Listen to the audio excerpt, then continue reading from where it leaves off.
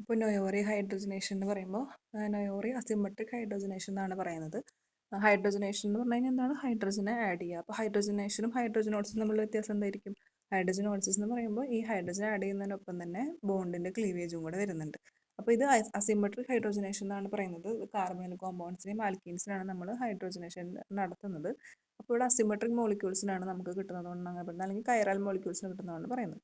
അപ്പോൾ ഇതിൽ നമ്മൾ ഉപയോഗിക്കുന്ന കാറ്റലിസ്റ്റ് എന്ന് പറയുന്നത് എന്താണ്? റുദീനിയം ബൈനാപ്പ് കോംപ്ലക്സ് ആണ്. ഇപ്പോൾ ബൈനാപ്പ് എന്ന് പറഞ്ഞു കഴിഞ്ഞാൽ 2,2- ബിസ് ഡൈഫിനൈൽ ഫോസ്ഫീൻ 1,1- ബൈനാഫ്തൈൽ. അതാണ് അതിൻ്റെ സ്ട്രക്ചർ. അതായത് അതിൻ്റെ ആറും ഉണ്ട് എസും ഉണ്ട്. അപ്പോൾ അതിൽ 2,2- എന്ന് പറയുമ്പോൾ ബിസ് ഡൈഫിനൈൽ ഫോസ്ഫീൻ ആണുള്ളത്. അപ്പോൾ 2 ഫിനൈൽ ഫോസ്ഫീൻ ഉണ്ട് അതിൽ. അതായത് PPH2 ആണ് വരുന്നത്. പിന്നെ നാഫ്തൈൽ ഗ്രൂപ്പ്, അങ്ങനത്തെ ഒരു സ്ട്രക്ചറാണ് വരിക. ആറും ഉണ്ട് എസും ഉണ്ട്. 1,1- 2,2- ബൈ നാഫ്തൈൽ റിങ്ങിന് പറയും പേരിടുന്നത്. പിന്നെ 2,2- എന്ന് പറയുമ്പോൾ നമ്മുടെ ഫോസ്ഫിൻ ഗ്രൂപ്പിന് പേരിടുന്നത്. അപ്പോൾ ഇതിൽ നമ്മൾ ഇതാണ് ബൈനാപ്പ്. ഇതിൻ്റെ സ്ട്രക്ചർ പഠിക്കണം. എന്നിട്ട് ഇതിൽ നമ്മൾ റുദീനിയം വെച്ചിട്ട്, റുദീനിയം 2 ഓക്സിഡേഷൻ സ്റ്റേറ്റ് ഉള്ള കണ്ടീഷനിൽ റുദീനിയം വന്നിട്ട് ഈ ബൈനാപ്പായിട്ട് ഒരു കോംപ്ലക്സ് ഫോം ചെയ്യും. അതാണ് കാറ്റലിസ്റ്റ് ആയിട്ട് ആക്ട് ചെയ്യുക. അപ്പോൾ ഇതിൻ്റെ ഒരു എക്സാമ്പിൾ എന്ന് പറയുന്നത്, എക്സാമ്പിൾ മീൻസ് ആറും എസും ഉണ്ടെന്ന് നമ്മൾ പറഞ്ഞു. അപ്പോൾ നമ്മൾ 6 ബൈനാപ്പ് റുദീനിയം കോംപ്ലക്സ് വെച്ചിട്ടാണ് നമ്മൾ ട്രീറ്റ് ചെയ്യുന്നതെങ്കിൽ സംഭവിക്കും, ഒരു കീറ്റോണിനെ ആൽക്കഹോളാക്കി മാറ്റുകയാണ് ചെയ്യുക. അതിൽ OH ഗ്രൂപ്പ് വെഡ്ജ് ആയിരിക്കും, അല്ലെങ്കിൽ നമ്മുടെ പ്ലെയിൻ ടുവേർഡ്സ് എസ്, നമ്മുടെ പ്ലെയിനിൽ എബോവ് ദ പ്ലെയിൻ ആയിട്ടായിരിക്കും OH ഗ്രൂപ്പ് ഫോം ചെയ്യുക. അതേ സമയത്ത് നമ്മൾ എസ് ബൈനാപ്പ് കോംപ്ലക്സ് ആണ് ഉപയോഗിക്കുന്നതെങ്കിൽ എന്താണ് സംഭവിക്കുക? OH group away from the plain, അല്ലെങ്കിൽ ബിലോ ദ പ്ലെയിൻ ആയിട്ടായിരിക്കും ഫോം ചെയ്യുക. അപ്പോൾ ഇതിൽ നമ്മൾ പിന്നെ പറയാനുള്ളത്, ഇതിൽ സോൾവൻ്റ് ആയിട്ട് ഉപയോഗിക്കുന്നത് നമ്മുടെ ആൽക്കഹോളാണ്. മെത്തനോൾ ആൽക്കഹോളാണ് ഉപയോഗിക്കുക. അതിന് വളരെ ഇമ്പോർട്ടൻ്റ് ആണ് ആ ഒരു സോൾവെൻറ്റിൻ്റെ കേസ്. പിന്നെ മീഥൈൽ അസറ്റോസിറ്റേറ്റിനെ നമ്മൾ ആൽക്കഹോളാക്കുന്ന റിയാക്ഷൻ നമുക്ക് എക്സാമ്പിളായിട്ട് എഴുതാം. പിന്നെ ഇതിൻ്റെ ഇത് കുറച്ച് ക്ലിയർ കുറവുണ്ടെന്ന്, ഇതിൻ്റെ അവസാനം അതിൻ്റെ തന്നെ എന്താ പറയുക, പ്രിൻറ്റഡ് വെർഷൻ ആഡ് ചെയ്തിട്ടുണ്ട് മനസ്സിലാവാത്ത ആൾക്കാർക്ക്. പക്ഷേ ഈ നോട്ടായിരിക്കും കുറച്ചുകൂടെ സിമ്പിൾ എന്ന് തോന്നുന്നു. അപ്പോൾ അതിൽ ഇതിൻ്റെ എക്സ്പ്ലനേഷനാണ് ആ റിട്ടേൺ ചെയ്തിട്ടുള്ളത്. ആദ്യത്തെ സ്റ്റെപ്പിൽ ആർ ബൈനാപ്പ് RUവിൻ്റെ കോംപ്ലക്സ് ആയിട്ട് നമ്മൾ RuCl2 ആണ് എടുക്കുന്നത്. അപ്പോൾ ഓൾറെഡി കോംപ്ലക്സ് ആയിട്ടുള്ള നമ്മൾ ആർ ബൈനാപ്പാണ് കൂടുതലായിട്ട് ഉപയോഗിക്കുക. അപ്പോൾ ആർ ബൈനാപ്പ് ആദ്യം RuCl2 ആയിട്ട് കോംപ്ലക്സ് ഉണ്ടാക്കിയതിന് ശേഷം നമ്മൾ ആൽക്കഹോൾ മെത്തനോൾ ആഡ് ചെയ്തു. മെത്തനോൾ 2CH3OH നമ്മൾ കോംപ്ലക്സ് എത്തിയപ്പോൾ CH3OH ട്വൈസ്. നമ്മൾ അതിലേക്ക് നമ്മുടെ ഹൈഡ്രജനേഷൻ ആണല്ലോ, നമ്മൾ ഹൈഡ്രജനെ ആഡ് ചെയ്തു.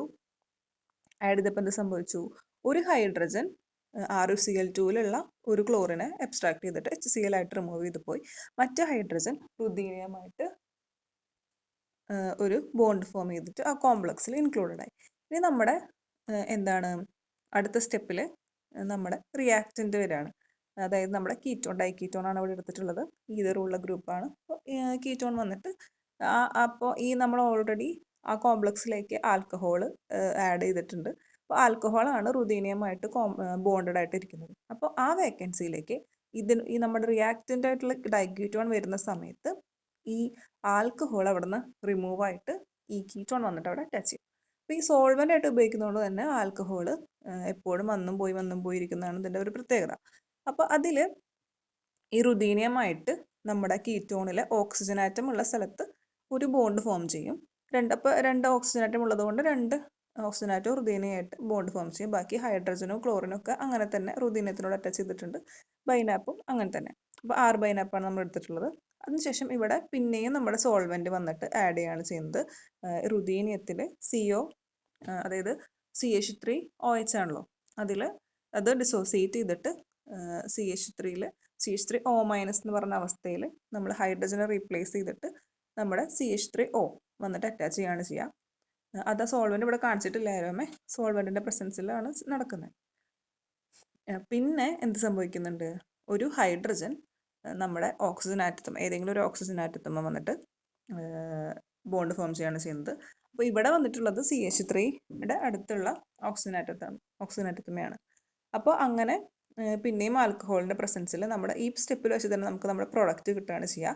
അപ്പോൾ അതിൽ ഒരു ഓക്സിജൻ ഉള്ള സ്ഥലത്ത് ഓക്സിജൻ തന്നെ, മറ്റേ ഓക്സിജൻ ഉള്ള സ്ഥലത്ത് എന്ത് സംഭവിച്ചു? ഒരു OH ഗ്രൂപ്പ് ഫോം ചെയ്തു. അപ്പോൾ ഇതിൽ ബോണ്ട് ഫോർമേഷൻ വരുന്നത് എന്താണ്, CH3 എന്ന് തുടങ്ങും. CH3 OH പിന്നെ ഡബിൾ ബോണ്ട് OCH3, അങ്ങനെയാണ് ഇതിൻ്റെ സ്ട്രക്ചർ വരുന്നത്. CH3 OH double bond OCH3.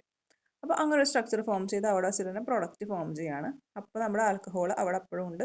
ഈ ഗ്യാപ്പിൽ ആൽക്കഹോൾ തിരിച്ച് വന്നിട്ട് എന്ത് സംഭവിക്കുന്നുണ്ട്, നമ്മുടെ റുദീനിയായിട്ട് പിന്നെയും കോംപ്ലക്സ് ഫോം ചെയ്യുന്നുണ്ട്.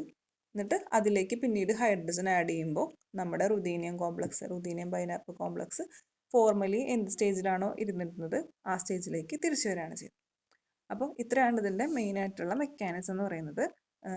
നമ്മൾ ആഡ് ചെയ്യുന്നത് R ബൈനാപ്പാണ്.